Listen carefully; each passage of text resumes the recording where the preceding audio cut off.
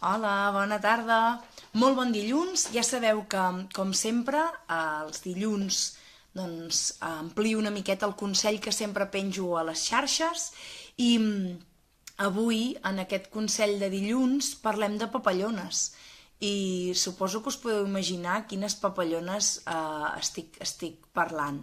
Aquelles papallones que sentim quan ens enamorem d'algú, quan ens atreu algú, d'acord? I m'agradaria valorar algunes cosetes sobre aquestes papallones, d'acord? Perquè sovint ens pensem que les papallones venen per art de màgia i una cosa molt important que hem de fer és treballar-nos-les, val? Perquè, mireu, jo us diria que hi ha com dos tipus diferents de papallones, val? Les que venen de manera natural, les que venen de manera sense haver de fer res, sense haver d'esforçar-nos gens ni mica, només pel simple fet d'haver acabat de conèixer algú, d'acord? Quan coneixem algú que ens atrau, que ens enamora, doncs aquestes papallones venen soles i no cal fer absolutament res per treballar-nos-les, d'acord? I en canvi hi ha un altre tipus de papallones, que són les que apareixen, les que tendeixen a desaparèixer i les que hem de recuperar quan l'estabilitat entra per la porta. Bona tarda, Jordi, què tal?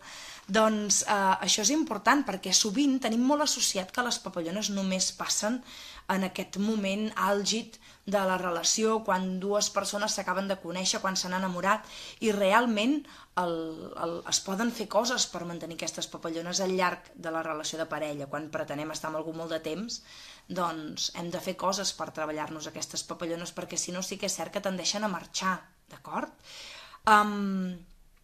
I llavors és quan arriba aquella sensació de rutina, de cansament, de malestar, et fa plantejar si realment estàs bé amb la teva parella o no. No sé si coneixeu que hi ha persones que estan en parella i que al cap de 2-3 anys doncs, canvien de relació, perquè ja no senten aquella muntanya russa emocional que potser sentien al principi de tota la relació.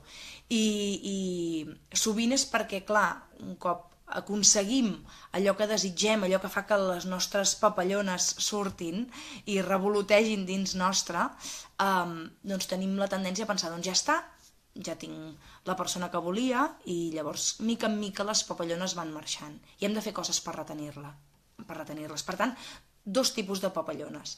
Les que venen per art de màgia perquè algú ens atrau i ens fa tornar bojos, i les papallones que hem d'intentar recuperar i mantenir en una estabilitat de parella, d'acord? On són les papallones, posava jo? Perquè sempre parlem de les papallones a l'estómac i no ens enganyem. Per favor, les papallones aquestes no estan a l'estómac. No només estan a l'estómac. Jo sempre dic estómac i rodalies, d'acord? Les papallones són un símptoma d'excitació sexual, de desig, de passió, i no només es noten a l'estómac és on es concentra tota l'angoixa de pensar en aquella persona, no? Tota aquella sensació de nervis, aquell nus al pensar en aquella persona, però a més hi ha tota una part d'excitació sexual que es concentra més avall de l'estómac, d'acord? Zona genital, no ens enganyem, val? Per això les papallones no només estan a l'estómac, tingueu-ho present, val? Què més? Què podem fer per cuidar les papallones que tenim amb algú i per tal de que no marxin? Doncs cuidar-nos moltíssim, no oblidar-nos de la part de parella que hi ha en una relació. Sovint el que sol passar és que quan una parella va assolint nous projectes, comencen a fer passos més endavant, cap a solidificar una mica la relació, s'obliden de cuidar aquella xispeta que fa que hi hagi foc dins de la parella. I és molt important no deixar-se de veure mai com a persones desitjables, mirar l'altre amb desig, amb una mica de luxúria, que sempre va bé això, no? Cuidar tota aquesta esfera més eròtica, més sensual, no ens podem oblidar de tota aquesta part, perquè si no, tot tendeix a marxar, les papallones tendeixen a marxar, i si no volem que marxin, doncs és molt important dedicar estones, dedicar converses, dedicar moments d'erotisme, de manera que s'alimenti aquest foc, d'acord? Per tant, què es pot fer? Aquí cada parella ha de trobar el que li va bé. Hi ha persones que necessiten, doncs, tenir temps per la parella. Hi ha persones que necessiten, doncs, no ho sé, innovar sexualment de manera constant, sense passar-nos tampoc, que el sexe té les seves limitacions també. Clar, hem de plantejar una cosa, quan una parella porta molts anys junta i a més tenen fills i a més doncs, es tenen pares que també es fan grans, es tenen responsabilitats a la feina, tot això fa que l'esfera eròtica es pugui anar deteriorant i nosaltres, a través d'aquesta reivindicació de les papallones, el que demanem és que cuidem aquesta esfera perquè això dona xispa, dona vida i no es pot viure sense això, d'acord? O hi ha moltes persones que no poden viure sense això, d'acord? Doncs va, cadascú a trobar la recepta del que li va bé per cuidar les seves pròpies papallones, d'acord?